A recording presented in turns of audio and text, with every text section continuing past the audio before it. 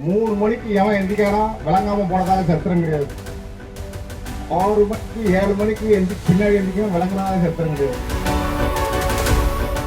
சாதாரண சாப்பாடு சாப்பிட்டா போதும், தேவையில்லாம போதையில் இங்க ஒண்ணு மண்ணாங்கட்டி ஒரு மண்ணாங்கட்டி கிடையாது. கையில பழையது சாப்பிட்டு வாழ்க்கை நடத்தினா போதும். குழந்தைகள்லாம் கவனிக்க வேண்டிய விஷயம் என்னன்னா, தாய் தாப்பன் சொல்றபடி கேட்டு அழகா காலையில 6 மணிக்கு முன்னாடியே எந்திரிச்சிடணும். இன்னைக்கு எந்திரிச்சு வந்த மாதிரியே கரெக்டா ஒரு 5 மணிக்கு எந்திரிக்கிறோம்.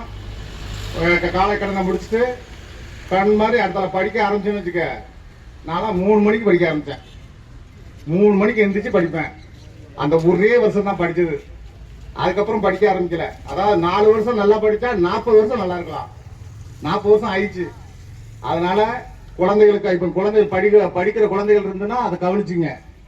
நீ ஒரு +2 10th ஸ்டாண்டர்ட் ஸ்டூடெண்ட்னா கண்டிப்பாக நீ என்னைக்கு 3 மணிக்கு எந்திரிச்சிட்டியோ அன்னைக்கே வெற்றி பெற்றுட்டுன்னு அர்த்தம். அதனால தயவு செய்து குழந்தைகள்லாம் 3 மணிக்கு எந்திங்க. எந்திரிச்சேன்னா வாழ்க்கை பிரகாசமா இருக்கும். அதே மாதிரி நம்ம ஆட்கள் எந்திக்க முடியாது. இங்க போறதே 6 மணிக்கு தான், பிறகு எங்க ஊர் 7 மணிக்கு எந்திக்க. அதனால அதை பத்தி நம்ம சொல்றது இல்லை.